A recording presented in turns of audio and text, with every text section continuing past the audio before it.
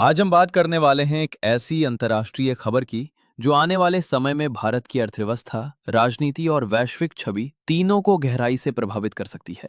हाल ही में अमेरिका और भारत के बीच एक बड़ा फैसला सामने आया है, जिसमें अमेरिका ने भारत पर लगाए जाने वाले टैरिफ यानी आयात शुल्क को 50% से घटाकर 18% करने का ऐलान किया है। और इसके बदले में भारत ने रूस से कच्चे तेल की खरीद को धीरे धीरे खत्म करने पर सहमति जताई है।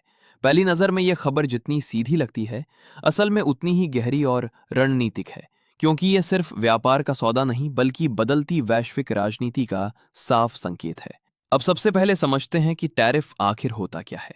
जब कोई देश दूसरे देश से सामान मंगाता है तो उस पर टैक्स लगाया जाता है ताकि घरेलू कंपनियों को सुरक्षा मिल सके।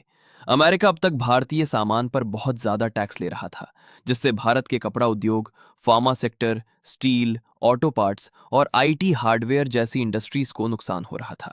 लेकिन अब जब यह टैक्स 18% तक घटेगा तो भारतीय सामान अमेरिका में सस्ता होगा, मांग बढ़ेगी और सीधा फायदा भारत के निर्यातकों को मिलेगा। इसका मतलब है ज्यादा ऑर्डर, ज्यादा रोजगार और ज्यादा विदेशी मुद्रा। अब सवाल उठता है कि अमेरिका ऐसा क्यों कर रहा है।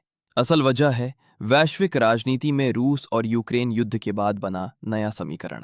अमेरिका लंबे समय से चाहता था कि भारत रूस से दूरी बनाए, खासकर ऊर्जा के क्षेत्र में।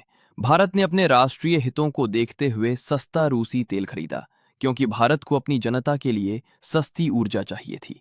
लेकिन अमेरिका को ये बात पसंद नहीं आई। अब अमेरिका ने एक स्मार्ट रणनीति अपनाई है, जिसमें वो भारत को व्यापारिक फायदा देकर अपनी तरफ खींचने की कोशिश कर रहा है।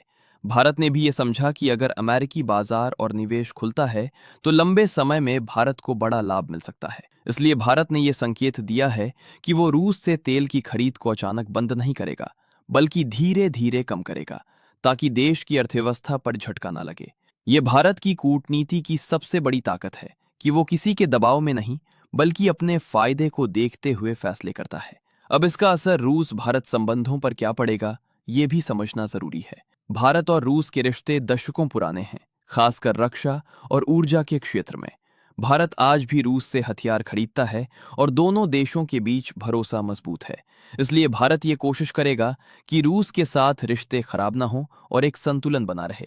यही भारत की मल्टी अलाइनमेंट नीति है, जिसमें भारत किसी एक देश के खेमे में नहीं जाता, बल्कि सभी से अपने हित के अनुसार संबंध रखता है। अब अगर हम आम जनता की नज़र से देखें तो इस फैसले का असर पेट्रोल डीजल की कीमतों, नौकरी के अवसरों और बाजार पर भी पड़ेगा। अगर अमेरिका से ज्यादा व्यापार होता है तो भारतीय कंपनियों को विस्तार मिलेगा, स्टार्टअप्स को निवेश मिलेगा और रुपए की स्थिति मजबूत हो सकती है। हालांकि रूस से सस्ते तेल की आपूर्ति कम होने से भारत को दूसरे स्रोत तलाशने होंगे, जैसे अमेरिका, मध्य पूर्व या अफ्रीका। ये थोड़ा महंगा हो सकता है, लेकिन लंबे समय में भारत अपनी ऊर्जा रणनीति को विविध बनाएगा। ये भी ध्यान देने वाली बात है कि भारत सिर्फ खरीदार नहीं बनना चाहता, बल्कि मैन्युफैक्चरिंग हब बनना चाहता है। मेक इन इंडिया और आत्मनिर्भर भारत इसी दिशा में कदम है।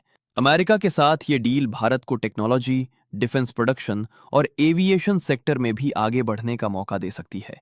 अब विपक्ष और आलोचक ये सवाल भी उठा रहे हैं कि क्या भारत अपनी स्वतंत्र विदेश नीति से समझौता कर रहा है। लेकिन हकीकत ये है कि आज की दुनिया में कोई भी देश अकेले नहीं चल सकता।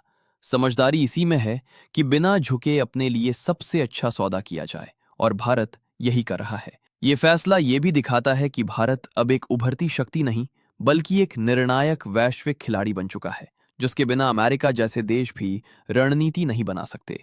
आने वाले समय में हम देखेंगे कि ये डील सिर्फ व्यापार तक सीमित नहीं रहेगी, बल्कि इसका असर क्वाड, इंडो पैसिफिक, रक्षा सहयोग और टेक्नोलॉजी साझेदारी तक जाएगा।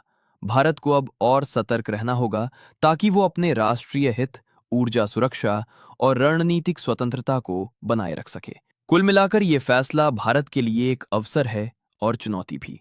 अवसर इसलिए क्योंकि व्यापार और विकास का रास्ता खुल रहा है, और चुनौती इसलिए क्योंकि वैश्विक दबावों के बीच संतुलन बनाए रखना आसान नहीं होता। लेकिन अगर इतिहास देखें तो भारत ने हमेशा मुश्किल हालात में भी सही रास्ता चुना।